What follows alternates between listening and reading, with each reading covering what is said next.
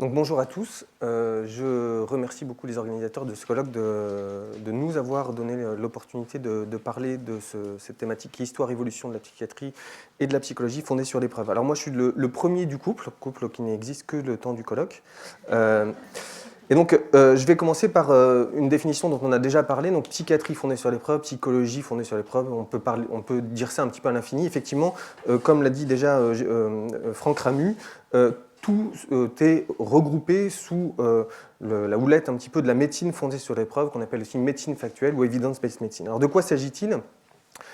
Historiquement, donc, puisque c'est notre propos, la première définition qui en est donnée par Sackett, donc l'un des fondateurs de cette approche, on va dire, est de dire que la médecine fondée sur l'épreuve consiste à utiliser de manière rigoureuse, explicite et judicieuse les preuves actuelles les plus pertinentes lors de la prise de décision concernant les soins à prodiguer à chaque patient. Donc ça, vous l'avez bien compris avec la première intervention.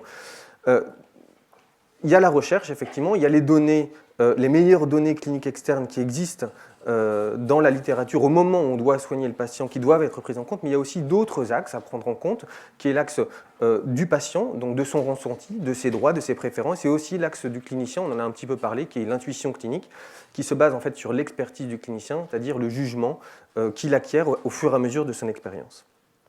Alors, toujours avec cette approche historique, la médecine basée sur l'épreuve naît de deux branches. Une première branche qui est la naissance d'une nouvelle pédagogie en médecine, et la deuxième branche qui est le développement de la méthode numérique en médecine.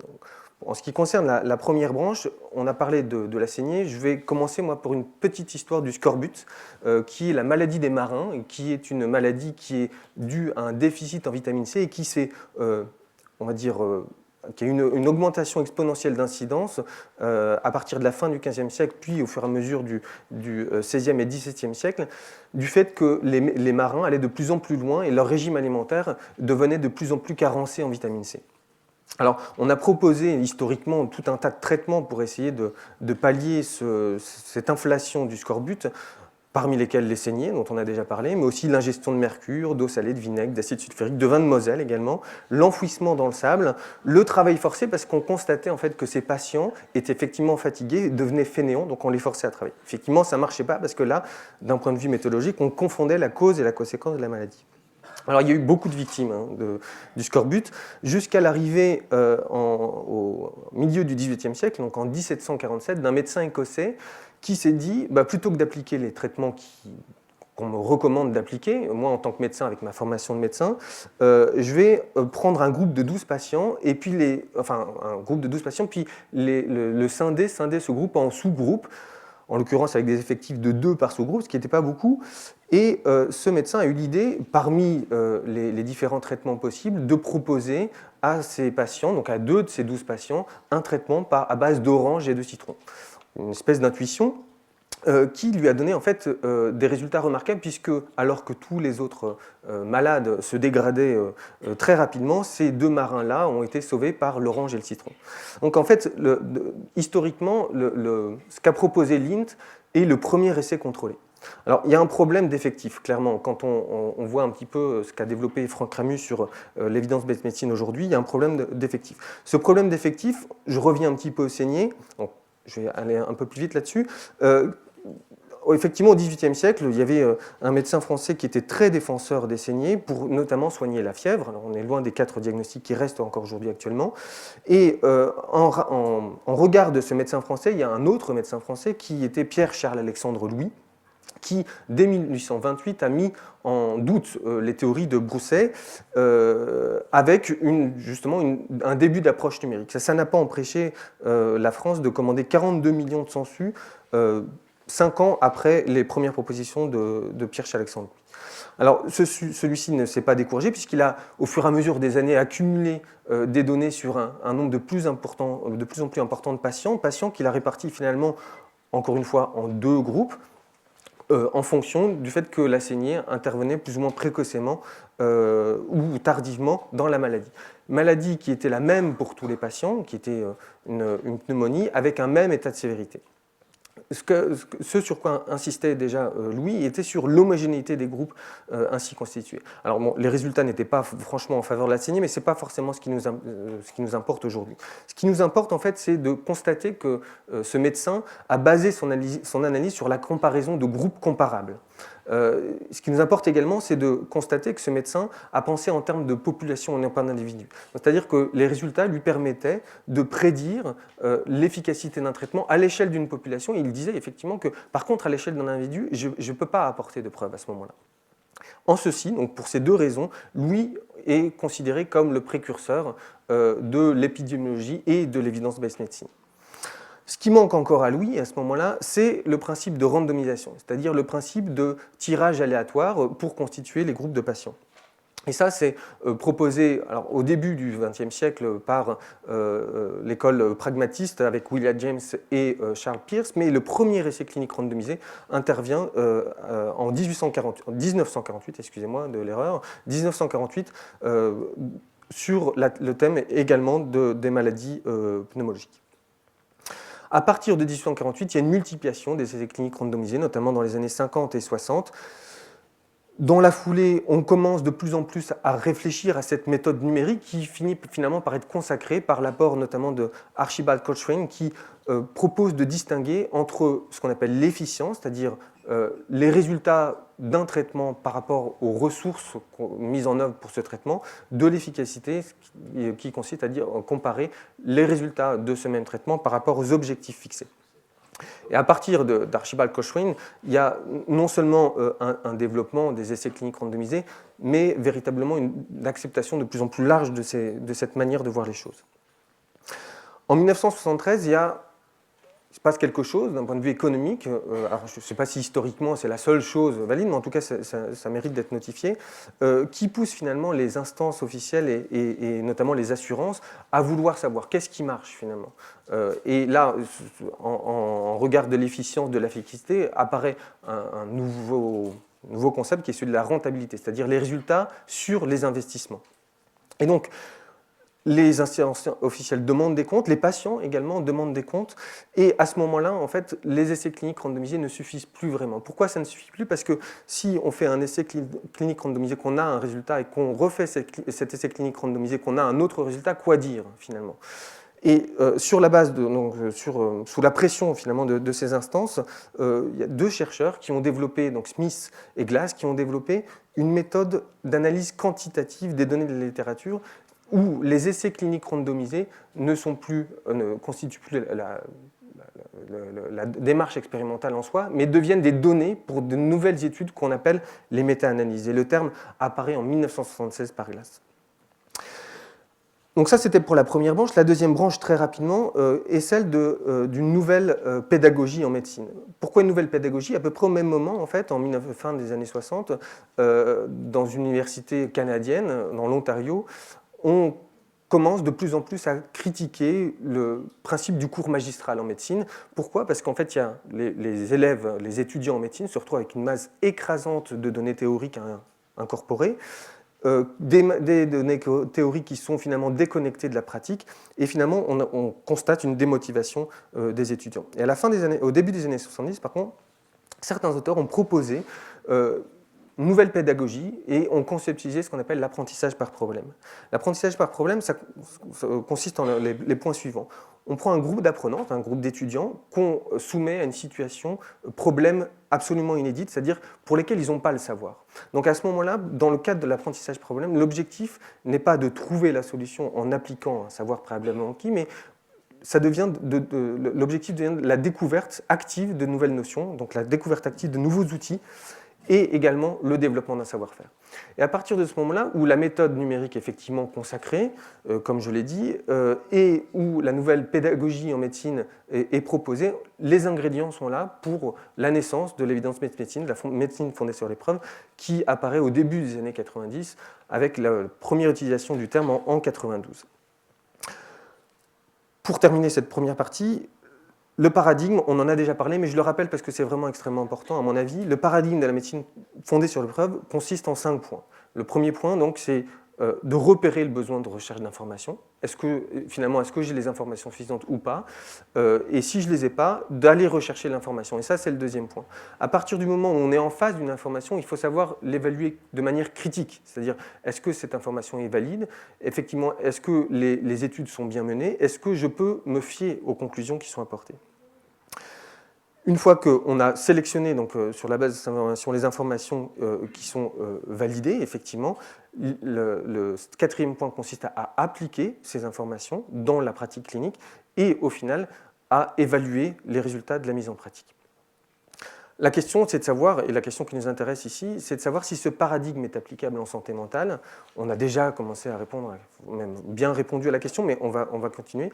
Et notamment de savoir quid de la notion de preuve en psychologie et en psychiatrie.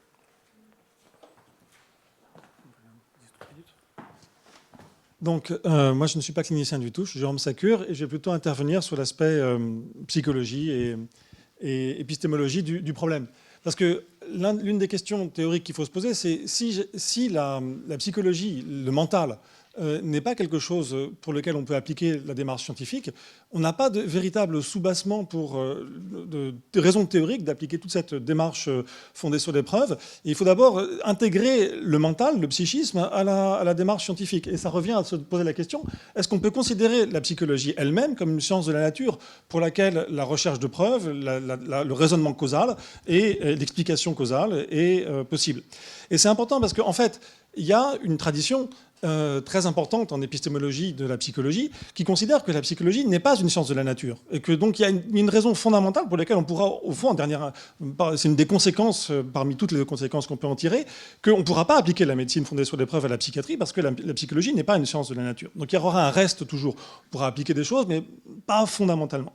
Donc cette tradition, elle a été très bien représentée notamment par ce penseur allemand, Dilthey, qui a organiser l'opposition entre les sciences de la nature, qui procèdent donc la chimie, la biologie, la physique, etc., et les sciences de l'esprit, l'histoire, la sociologie, la psychologie et d'autres, et il y a une opposition systématique entre les buts et les méthodes d'explication, les méthodes de travail dans ces deux domaines.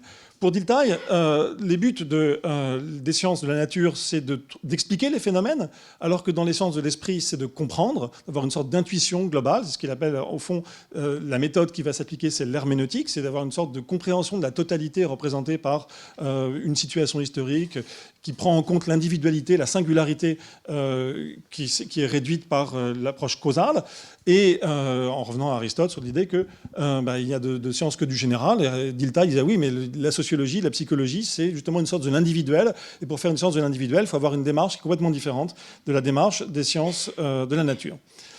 Et c'est renforcé d'autant plus en psychologie qu'il y a aussi une autre tradition plus spécifique à la psychologie, qui n'est pas sur les sciences de l'esprit, les sciences humaines, qui est l'idée qu'il y a une méthode privilégiée pour la psychologie, qui est l'introspection. Au fond, le mental, qu'est-ce que j'en ai? Moi, ce que j'observe de vous, c'est votre comportement, c'est pas l'esprit. Le mental, je ne le connais que par l'expérience que j'ai moi-même de mon mental, donc par introspection. Mais évidemment, l'introspection n'est pas scientifique, parce que les données qu'on obtient, elles sont privées, elles ne sont pas publiques. Et l'un des éléments essentiels de la démarche scientifique, c'est d'avoir des données publiques sur lesquelles on peut débattre. Et puis, il y a tous des problèmes de confabulation, d'effets d'observateur, qui font que l'introspection n'est pas utilisable dans une démarche scientifique. Donc ça a été beaucoup... c'est Comte, le philosophe fondateur du positivisme, qui a beaucoup insisté là-dessus. Donc on en reste avec cette idée que peut-être que la psychologie n'est pas une science de la nature, et dans ce cas-là, il y aurait des conséquences graves pour l'idée d'appliquer... Ça ne voudrait pas dire qu'on ne peut pas du tout appliquer l'evidence-based medicine aux psychothérapies, mais qu'au fond, il y aurait quelque chose qui manquerait toujours. Il y a plusieurs options. La deuxième option, c'est de dire que, en fait, non, la psychologie est une science de la nature, mais il faut changer la définition même de la psychologie qu'on pouvait avoir. L'une des options pour ça, c'est de dire que finalement, c'est le behaviorisme. Et la troisième option que je présenterai, qui est l'option qui est actuellement la plus satisfaisante, à mon avis, consiste à dire que la psychologie peut être une science du mental et une science de la nature en même temps. Je voudrais présenter donc un tout petit peu l'option behavioriste d'abord.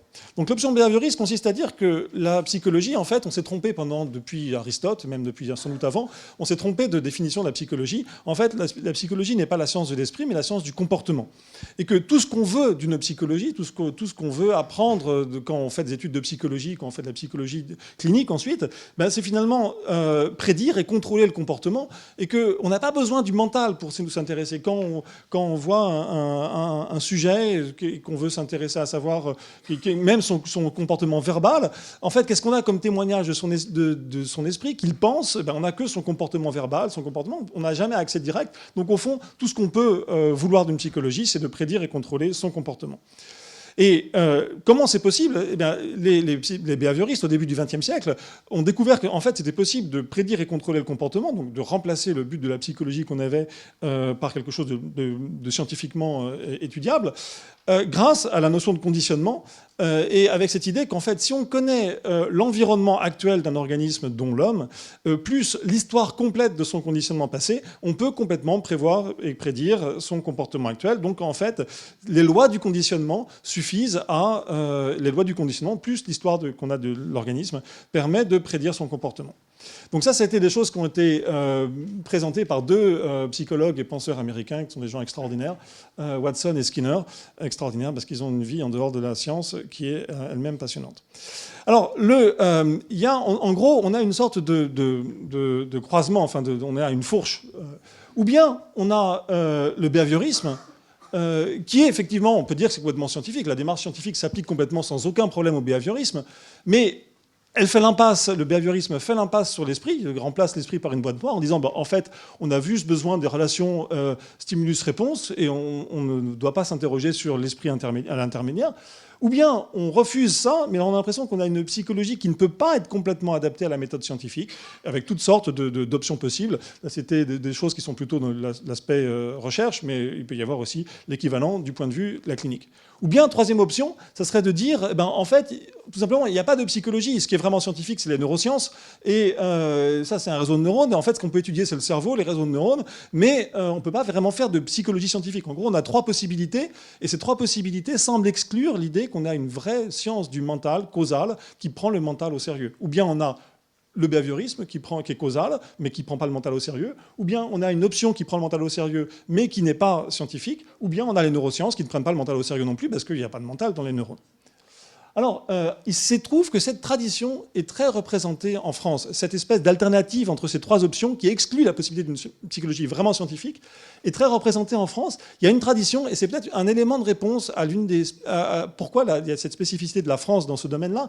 Il y a une série de philosophes, à commencer par Georges Politzer, c'est continué ensuite par Canguilhem, Foucault et Deleuze. Foucault est un peu spécial parce qu'il est beaucoup plus subtil que les autres. Et il y en a d'autres, je me suis arrêté là, mais il y en a d'autres qui ont continué dans cette tradition, qui disent vraiment c'est ça, ou bien le behaviorisme, mais c'est pas une science qui nous convient parce que ça exclut le mental, ou bien autre chose qui n'est pas une science, ou bien les neurosciences. Et c'est très intéressant, il y a un sujet vraiment d'histoire de la philosophie et des sciences à faire. Pourquoi cette tradition a perduré en France de cette manière-là? Alors, le cognitivisme, c'est l'idée que cette alternative, on peut la dépasser et qu'on peut avoir une véritable science causale du mental. Donc, ça revient à répondre à la question comment naturaliser l'esprit sans l'abolir. L'idée, de Franck en a déjà parlé, c'est de dire que l'esprit est un système de traitement de l'information, qu'il produit et qu'il transforme des représentations, et on peut étudier les mécanismes causaux de ces transformations, de cette création de représentations, et de leur transformation progressive en d'autres représentations. Le point très très important, c'est que, évidemment, pour avoir une démarche scientifique, il faut avoir des données publiques. Et que, voilà, la science, la règle d'or en science, c'est qu'on doit s'accorder sur les données et on discute des théories. Et les données publiques, c'est le comportement. Donc en fait, l'idée, c'est qu'on doit produire des modèles de traitement de l'information, des modèles mentaux, qui donnent des prédictions en termes de comportement qu'on peut tester ensuite. Et évidemment, par ailleurs, cette approche nous permet de dire que les représentations ont une implémentation matérielle dans le cerveau, mais qu'elles ne sont pas réduites au cérébral. On peut avoir une théorie des modèles mentaux des représentations sans avoir forcément une théorie précise de l'implémentation matérielle. Et un point très important sur lequel je voudrais insister, c'est que l'accès en première personne, donc la subjectivité, le conscient, c'est évidemment une propriété de certaines représentations, mais pas de toutes. Il peut très bien y avoir des représentations mentales. Pour que quelque chose soit qualifié comme représentation mentale, ça ne veut pas forcément dire qu'on ait accès en première personne. Si on a un modèle, mental qui fonctionne bien, qu'on teste ses prédictions comportementales, que c'est validé, et que les sujets n'en ont aucune conscience, qu'ils soient des sujets cliniques ou pas, ça n'invalide pas le fait qu'on a traité du mental lui-même. Alors juste là, je vous ai mis une galerie de portraits pour vous dire que cette révolution, ce point de vue cognitif, il vient de plein de domaines différents. Chomsky, c'est un linguiste, Putnam, c'est un philosophe, Sperling, c'est un expérimentaliste, et Beck, c'est un clinicien. Et tout converge à cette idée qu'on peut avoir ce point de vue représentationnaliste sur le mental qui conserve l'idée de faire une science causale tout en ne niant pas, tout en l'admettant comme étant vraiment mental. Je vous ai mis 2 exemples. On a l'idée, c'est qu'on a 2 modèles mentaux de traitement de représentation. On ne sait pas lequel choisir. Et bien, on fait un test expérimental et on trouve lequel est le correct. Et bon. Alors, le cognitivisme nous donne une base empirique pour l'approche causale du mental. Et il permet, c'est aussi très important, je crois, de souligner un test d'hypothèse à plusieurs niveaux. D'une part, on peut faire des tests d'hypothèse au niveau comportemental, c'est-à-dire que si on a le bon modèle mental, on peut prédire que le comportement de tel ou tel sujet clinique ou expérimental, dans une situation expérimentale, devrait être différent dans telle ou telle situation. Mais par ailleurs, on peut aussi avoir un test d'hypothèse sur le niveau représentationnel, sur vraiment les représentations auxquelles il a accès ou auxquelles il n'a pas accès. Alors, pour conclure cette partie plus épistémologique, je voudrais parler un tout petit peu de la subjectivité, qui est un problème très important, aussi bien du point de vue théorique que du point de vue clinique. Donc, la subjectivité, ça peut vouloir dire plusieurs choses. Premier sens de subjectivité, c'est sans doute l'idée d'accès en première personne. Le fait que certaines de mes représentations, j'ai une vie mentale avec un contenu, et elle m'est propre, et j'y ai accès moi-même, intentionnellement, en première personne. Il y a aussi tout un aspect qui est une des conséquences, c'est pas vraiment différent, mais c'est que c'est inobservable, en fait. Ma subjectivité, c'est ce que je ne peux pas livrer et vous livrer directement. Vous n'avez que mon comportement, vous n'avez pas un accès direct à ma subjectivité. Et cette barrière, en un certain sens, constitue quelque chose d'important. Et puis, il y a le fait qu'il y a du qualitatif. Le qualitatif, c'est qu'il y a des choses dans mon expérience personnelle qui semblent pas quantitatives, mais purement qualitatives, et je ne vois pas comment on pourrait les transmettre de manière publique. Alors, sur le premier point, l'accès en première personne, j'en ai déjà parlé un petit peu, c'est que la conscience est une propriété de certaines représentations et pas de toutes, et que l'introspection elle-même est un processus cognitif qu'on peut vouloir étudier, comme on étudie d'autres processus cognitifs. Donc là, le problème, il n'est pas fondamental. Le problème plus important, c'est la question de l'inobservable et de la mesure et du qualitatif. Alors, il y a une première attitude sur la mesure et sur l'inobservable qui est ce qu'on pourrait appeler l'attitude instrumentaliste. Et c'est un peu la citation de Binet qu'on donne souvent, je ne sais pas si elle est vraie, qui est « l'intelligence, c'est ce que mon test mesure ». Une attitude instrumentaliste où on dit en fait, on a simplement un test d'intelligence, il est reproductible, il est fiable en un sens interne, de manière interne. On ne sait pas ce que... Et on définit, l'intelligence, c'est juste ça, c'est rien de plus, et c'est uniquement... C'est une attitude évidemment un petit peu insatisfaisante, et je voudrais insister un petit peu sur une manière alternative de comprendre la mesure et l'accès à l'inobservable. Alors, je voudrais sauter ça parce que je crois que je suis un peu pressé. Donc, je voudrais juste insister sur cette distinction entre la notion d'hypothèse et de construit hypothétique et de variable intermédiaire. L'attitude instrumentaliste dont j'ai parlé sur la mesure consiste à avoir un peu cette équivalence. Si on dit par exemple une proposition comme « Alfred désire une pomme », en fait, pour certains penseurs, les philosophes Russell et Hempel et les psychologues Tolman et Skinner, c'est réductible à la phrase « Alfred a cherché dans le placard, il s'est arrêté quand il a trouvé une pomme, il a mangé la pomme ». Et le désir est une variable intermédiaire qui n'a pas plus de sens que l'ensemble de la chaîne de comportements décrite par l'autre partie de l'expression. Le sens est, dans ce cas-là, le désir est simplement quelque chose qu'on peut éliminer. C'est un raccourci d'expression, mais on peut l'éliminer, il ne fait pas partie de notre modèle du mental. L'hypothèse tout à fait différente, qui est aussi la notion tout à fait différente, qui est importante pour l'approche cognitiviste, c'est de dire qu'en fait, c'est pas comme ça que les choses se passent. Le désir est un construit qui n'est pas complètement épuisé par les lois empiriques qu'on peut utiliser pour y avoir accès. Et donc, le construit, par exemple le désir, mais n'importe quoi, c'est complètement un exemple jouet, enfin c'est pas un exemple sérieux, mais des choses plus importantes, les émotions, ce genre de choses-là, ce sont des entités inférées dont les effets sont mesurables et observables, mais qui ne sont pas épuisés par les mesures qu'on peut en faire. Et cette attitude-là est extrêmement importante et constitutive aussi de la révolution cognitive, de dire qu'on n'a pas, on n'est pas collé à l'expérimentation et aux lois empiriques qu'on découvre dans l'expérimentation, mais on fait des hypothèses sur des construits auxquels on peut avoir accès de manière, diverse par différents tests, mesures, etc. Bon, je repasse la parole à Simon qui conclut sur non, enfin l'arsenal affreux. Donc ça, c'était l'intermède concernant la révolution cognitive. Alors, est-ce que la psychothérapie marche? En fait, la question existait déjà avant la révolution cognitive, hein, et notamment avec Eysenck qui, en 1952, propose une revue un petit peu des différentes études qui essaient d'analyser l'effet de la psychothérapie, montre finalement que la question est déjà posée, la psychothérapie, est-ce que ça marche? On avait déjà 19 études à ce moment-là. Par contre, clairement, il y a un problème de mesure déjà dans ces études-là, c'est-à-dire que en termes, est-ce que les gens sont améliorés un peu, beaucoup, pas beaucoup? Il y a d'autres problèmes qui se posent. Un des problèmes, c'est la constitution du groupe contrôle. Dans ces études-là, il n'y a pas de groupe contrôle. Un autre problème encore se pose, qui est de quelle maladie parle-t-on? Donc là, tous les diagnostics sont réunis à cet endroit-là, dans cette étude-là. Le premier essai clinique randomisé, comme je vous l'ai dit, apparaît en 1948. Ici, j'ai représenté, pour reprendre l'approche historique, le nombre d'études d'études contrôlées randomisées en psychothérapie depuis les années 50, depuis 1950. Donc, premier essai clinique randomisé, 1948. Et puis, on voit qu'il y a quasiment 10 ans qui se passent sans qu'on publie quoi que ce soit en psychothérapie, en tout cas pas d'essais cliniques randomisés. Et en fait, toute cette période-là correspond à la révolution cognitive dont Jérôme vient de vous parler. Le premier essai clinique randomisé, en tout cas un des premiers essais, un de ceux qui a fait date, est celui de Paul en 1967, qui propose pour la première fois pour l'évaluation des psychothérapies une méthodologie rigoureuse basée donc, sur les principes de l'essai clinique randomisé. Donc la population est homogène, il se trouve que là c'est une population d'étudiants, mais ça, à partir du moment où il y a une homogénéité, on sait dans quel contexte on se place. Le diagnostic est identifié, il s'agit de sujets qui sont anxieux sociaux, des groupes se constituer avec des effectifs qui sont également répartis en fonction des différents traitements qui sont proposés. Et là, en l'occurrence, on parle de désensibilisation systématique, de psychodynamique et simplement d'un soutien relationnel qui est psychothérapie de soutien, on peut l'appeler comme ça également.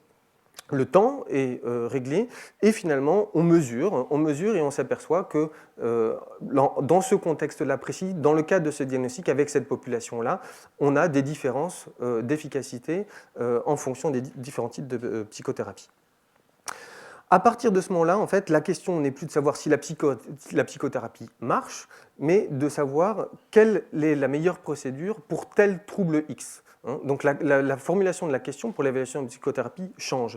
Et on commence à apercevoir ici donc, une augmentation des essais cliniques contrôlés publiés dans la littérature.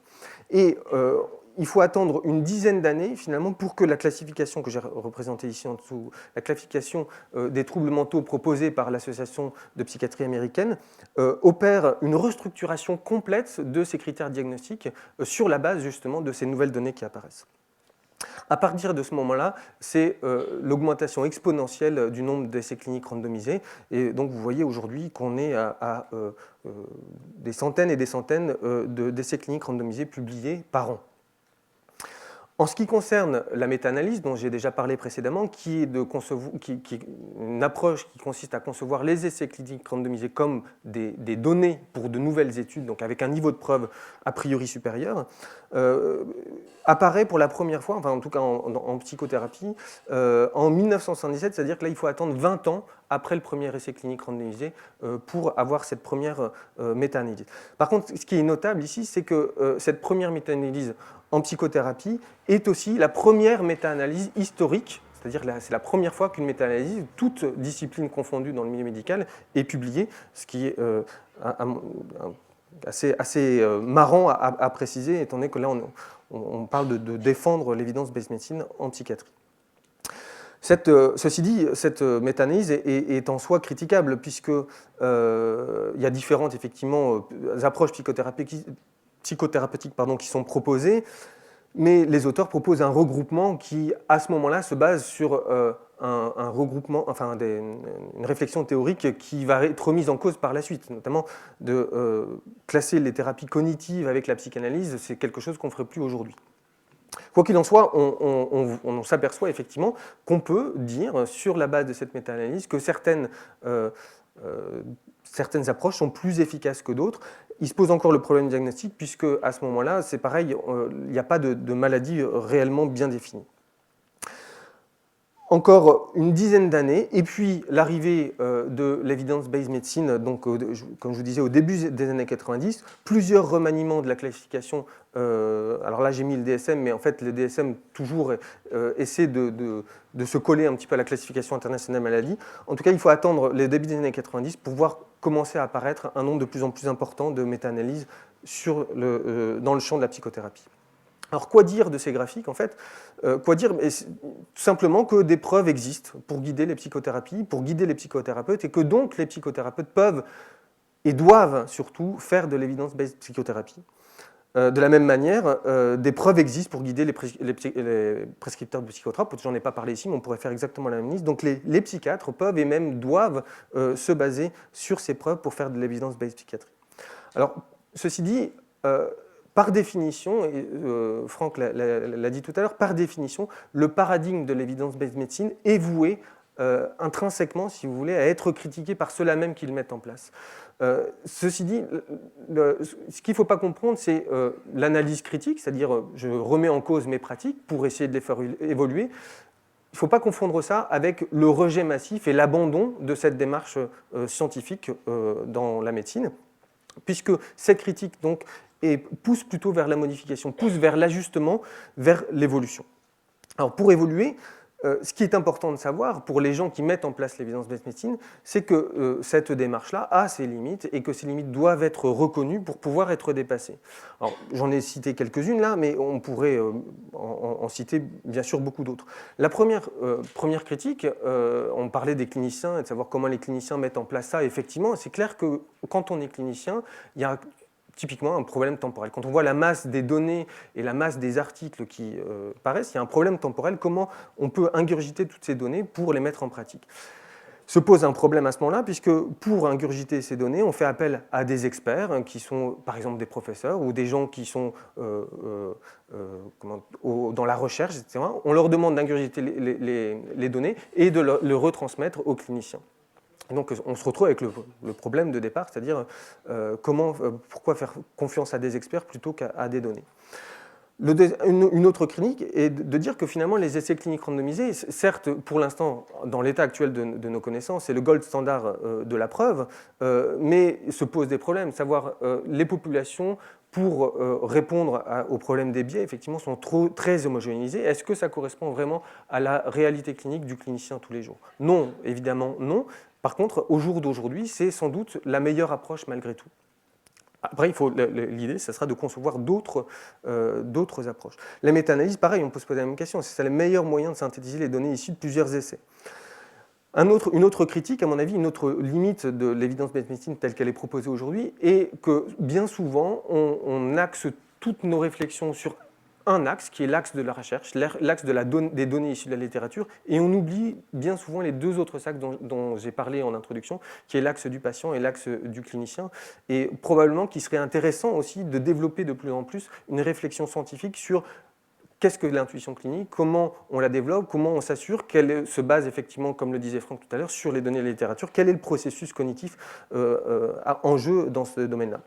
Et puis aussi, l'évidence-based medicine est souvent présentée comme une espèce de carcan dont on ne pourra pas se défaire, avec des espèces de protocoles que le clinicien sera seulement en charge d'appliquer.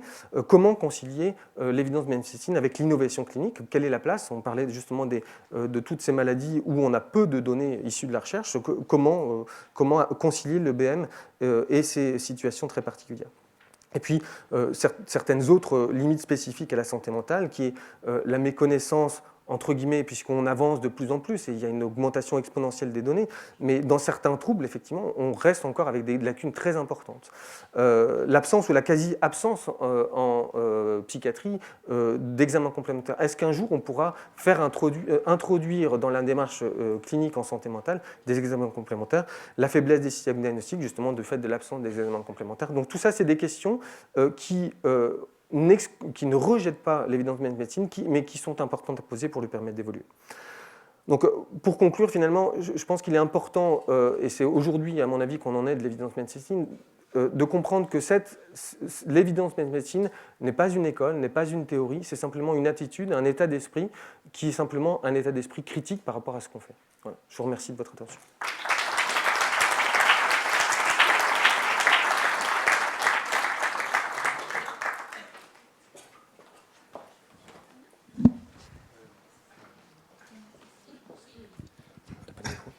Voilà. Oui, je voudrais apporter un petit complément d'information à Jérôme. Je ne suis pas sûr qu'il ait lu Watson dans le texte.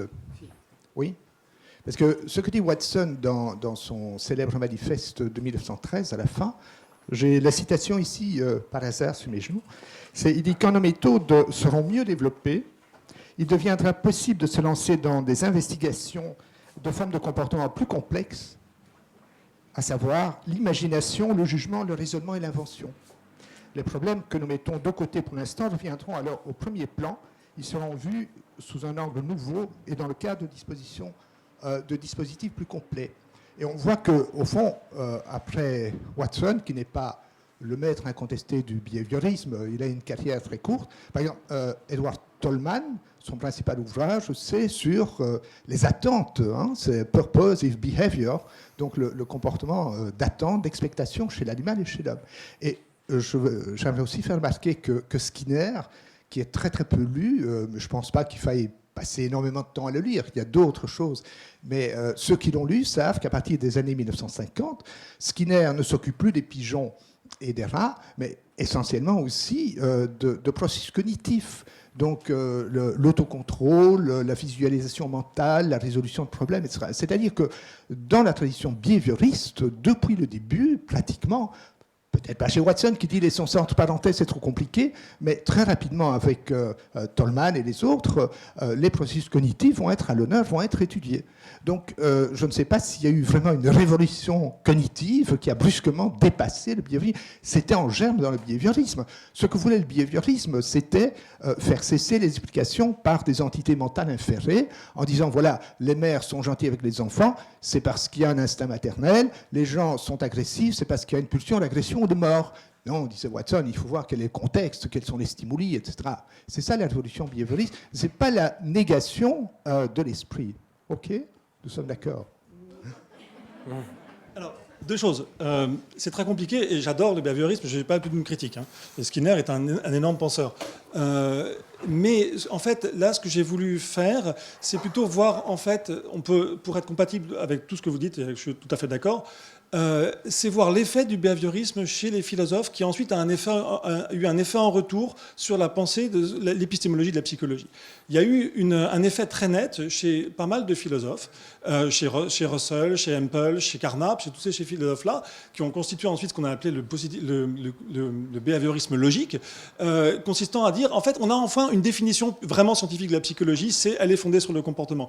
Évidemment, les psychologues au travail, dont Skinner et Watson, étaient plus subtils, mais les philosophes ont constitué une épistémologie simplifiée du behaviorisme qui avait le mérite d'être parfaitement limpide et qui a eu un effet très important parce qu'ensuite, pour le grand public et pour d'autres choses, ça a été l'alternative. Et c'est quand j'ai présenté ma diapo sur la tradition française, justement de dire que, en fait, c'est pas les behavioristes n'étaient pas aussi bêtes qu'on a pu le représenter, mais ils ont été simplifiés. Il y a Wittgenstein aussi qui a eu un peu cet effet-là. Ils ont été simplifiés et on a donné une vision épistémologiquement cohérente de la psychologie, radicalement différente de ce qu'elle était auparavant. Et c'est, à mon avis, très important. Et c'est de ce point de vue-là qu'il y a eu une révolution ensuite pour dire, en fait, non, mais c'est n'importe quoi, cette épistémologie-là. Oui, comme quoi il faut un peu se méfier quand même des philosophes. Non, ce que je voulais dire, c'est pourquoi est-ce qu'en France, la psychanalyse est encore tellement présente, beaucoup plus que dans mon pays, la Belgique, et certainement, par exemple, dans la Belgique flamande, la psychanalyse, elle est déliquescente. Hein, il y a encore beaucoup, évidemment, en Wallonie, parce que la Wallonie vit un peu à la traîne de la France intellectuellement. Mais le problème, c'est que la psychologie a été enseignée surtout par des philosophes en France. Hein. Et deuxièmement, il y a eu l'effet Lacan, c'est-à-dire que n'importe qui a pu devenir psychanalyste, hein, très facilement, à partir du moment où Lacan a fondé sa propre école. Et donc, il y a eu des milliers de psychanalystes qui alors font évidemment que cela. Il y a aussi évidemment terriblement l'effet du baccalauréat. Les cours de philosophie, ça commence avec quoi? L'inconscient, Freud. Moi-même, qui ai donné cours en Belgique à des centaines d'étudiants français qui sont accueillis à place ouverte parce que nous n'avons pas d'examen d'entrée. Donc, moi, j'avais des centaines d'étudiants en kinésithérapie, en médecine, etc. Eh bien, tous ces étudiants avaient un cours de philo. On leur avait dit, voilà, Freud, c'est le penseur indépassable. Ils étaient très étonnés quand ils entendaient de ma bouche la moindre critique sur la psychanalyse.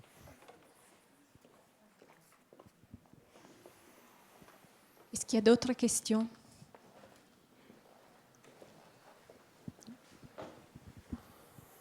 Il y a pour moi une absence dans la référence à l'esprit de deux fondamentaux.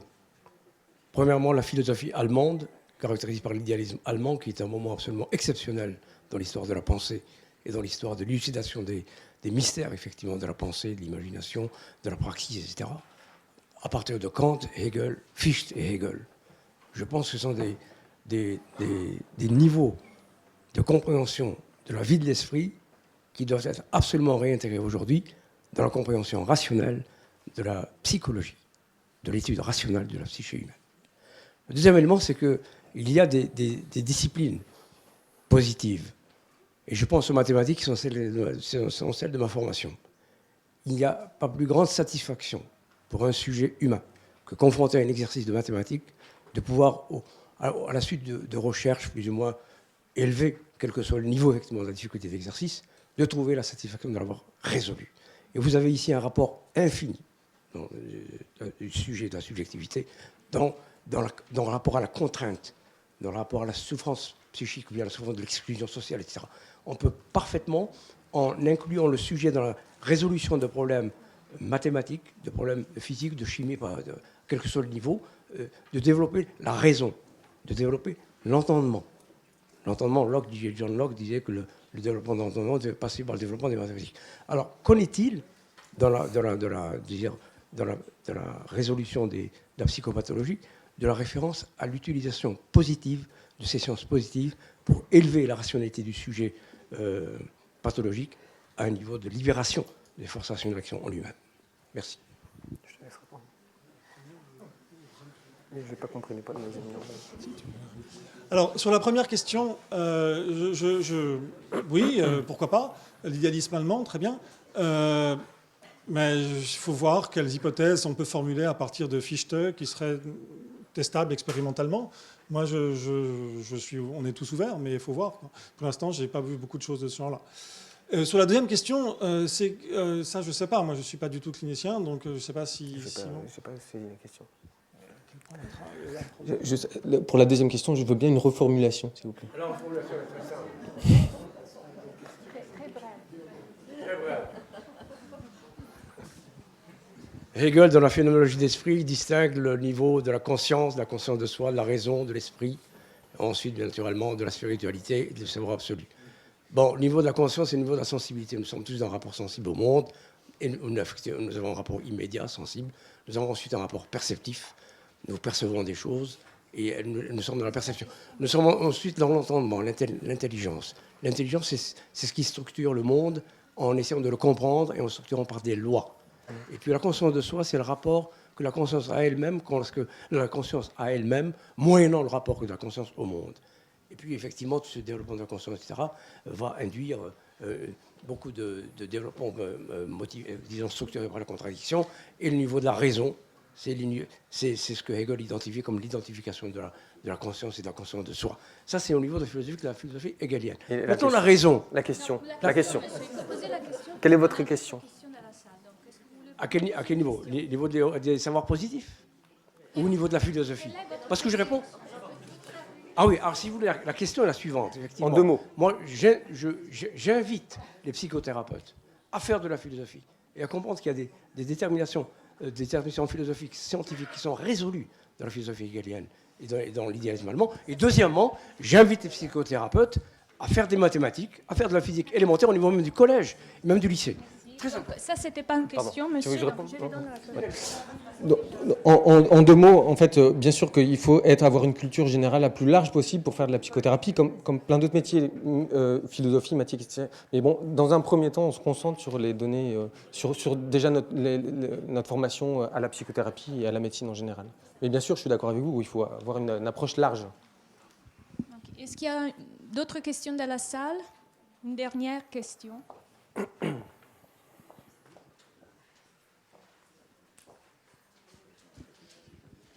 J'ai cru comprendre que finalement la position du thérapeute qui est hypnotisé par son savoir est une position à remettre en question. C'est un peu ce qui a été ouvert au tout début. Or, dans le processus de diagnostic, nomination, identification, le clinicien est impliqué dans quelque chose qui est assez proche des effets d'hypnose. Je voudrais attirer, ou je ne sais pas, discuter avec vous de cette notion que nommer, c'est finalement être soi-même l'observateur de la connaissance. Et que de tout ce que j'ai entendu ce matin, il y a une implication finalement de l'ensemble des personnes. Et donc, l'évidence-based medicine a à voir avec cette position distanciée.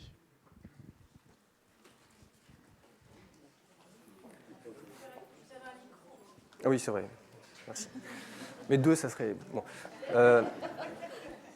Oui, alors, donc, moi, ce que je retiens dans votre question, c'est la nomination, le fait de nommer, c'est ça. Je pense que c'est assez central à la question. Donc, nommer le diagnostic, est-ce que finalement on a, en tout cas c'est mon interprétation, est-ce qu'on a suffisamment de connaissances pour désigner, dire, par exemple, quand on est en face d'un patient, vous avez ci, vous avez ça, il faut faire ci, il faut faire ça. Alors, je pense que la question du diagnostic, c'est vrai qu'il y a certains soignants qui disent « je me garderais bien de dire quoi que ce soit parce que c'est tellement compliqué qu'on ne peut pas en dire grand-chose ». Simplement, essayons d'avancer. Je pense qu'aujourd'hui, de cette position-là, on en est revenu parce que, si vous voulez, vous parliez d'implication, certes, ça nécessite une implication du soignant de fait de poser des mots effectivement sur les troubles, mais de poser des mots sur les troubles aussi augmente énormément l'implication des patients dans le soin, et ça permet, si vous voulez, de donner un cadre, mais c'est toujours pareil, c'est-à-dire le cadre peut être remis en cause, mais en tout cas ça permet de donner un cadre et d'établir avec les patients ce qu'on appelle en psychothérapie, en tout cas moi, c'est dans la psychothérapie que je pratique, le rapport collaboratif, c'est-à-dire qu'on se met d'accord, on pose une hypothèse, on ne peut pas poser d'hypothèse sans nommer, vous voyez ce que je veux dire, on ne peut pas résoudre un problème sans que ce problème soit nommé, soit défini. Et de nommer permet effectivement de donner un début de définition.